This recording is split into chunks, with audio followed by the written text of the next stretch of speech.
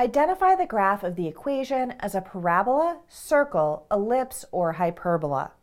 Y squared is equal to 20 minus x squared. In this case, both variables are squared, so we're either dealing with an ellipse, hyperbola, or a circle, which is a special case of an ellipse. In order to determine which we are dealing with, let's get the variables on one side and the constant on the other. We'll add x squared to both sides. So we have x squared plus y squared is equal to 20.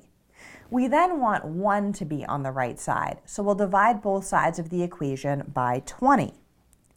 We get x squared divided by 20 plus y squared divided by 20 is equal to 1.